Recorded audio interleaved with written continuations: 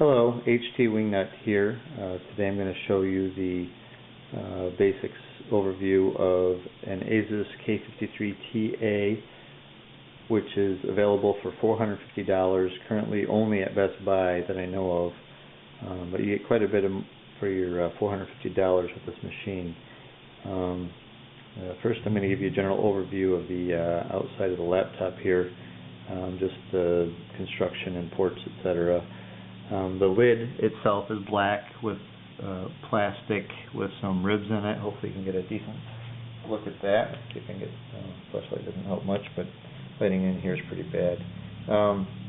But you can see the ribs on here. It's pretty nice, not great, but it gets the job done. And for ports, it offers the Ethernet cooling.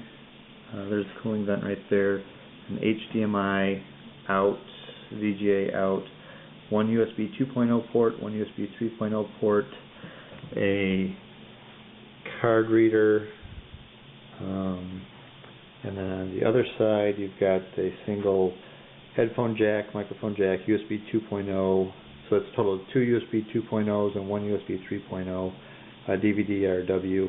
And then there's nothing on the back of the laptop, it's just the battery.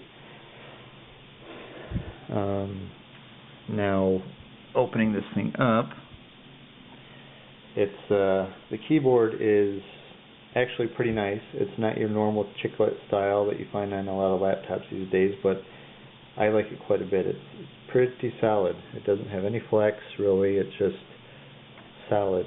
The touchpad is pretty decent, pretty average, nothing too horrible about it, and two separate buttons, not like a single toggle button. I hate that when it's just a single button down there.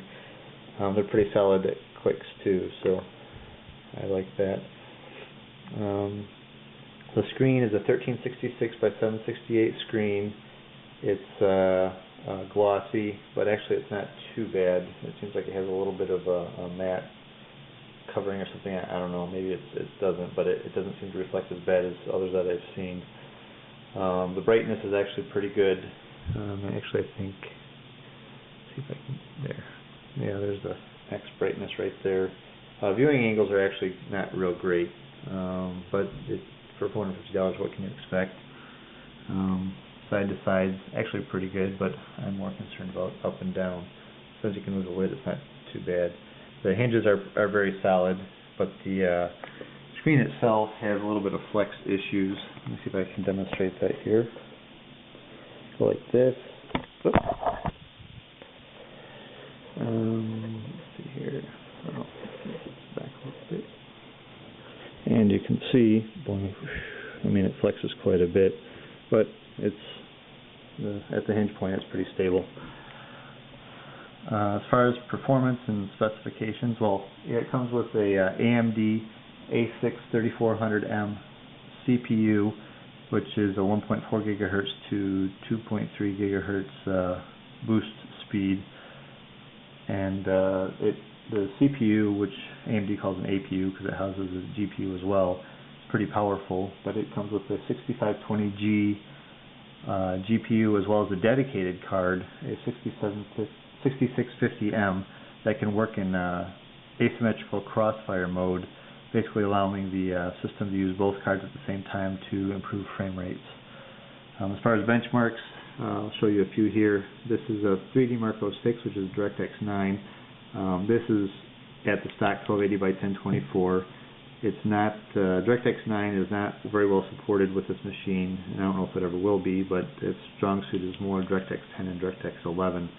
But these are at stock clocks. Overclock, the CPU actually overclocks quite well. It's I can run it, just fix the clock speed at pretty much 2.3 gigahertz, and it keeps pretty cool, below 80C usually.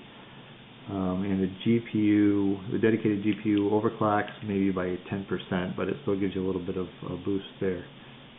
Here's the 3D Mark 06 at stock clocks, overclocked 7151.